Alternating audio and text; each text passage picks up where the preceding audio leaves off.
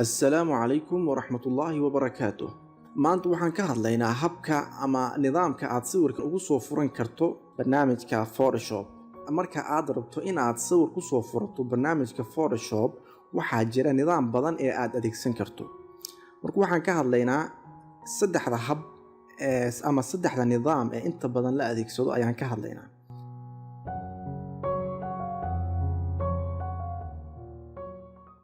Marka aad barnaamijka soo kacsato si aad sawirka u soo furato, wadada koowaad ee aad raaci karto waa in aad tagto halka ay ku qoran tahay menu kore file. Kadib file waxaad ka dooranaysaa halka ay ku qoran tahay open.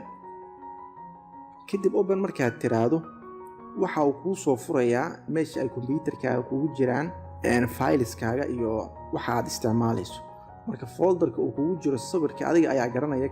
folderka uu sawirka uu igu jiro waa uu ii joogaa. Kadib sawirka aan rabo ayaan dooranayaa. Markaan doorto, waxaan leeyahay open ama waxaan dhihi karaa double click ayaan ku siinayaa sawirka. Marka waxaan leeyahay open. Saad u jeedo markaad open tiraahdo sawirka waa uu kuu soo furayaa.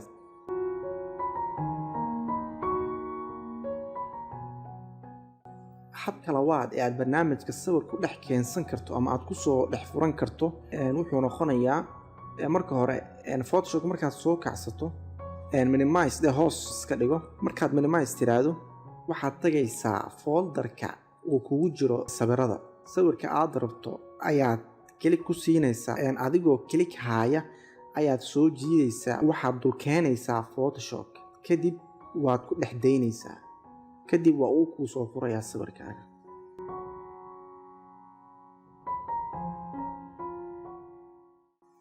nidaamka saddexaad ee aad barnaamijka dhexdiisa sawir ku dhex keensan karto waa inaad double click ku siiso halkan eberka ah. Markaad double click ku siiso, wuxuu kuu soo furayaa windowgan yar.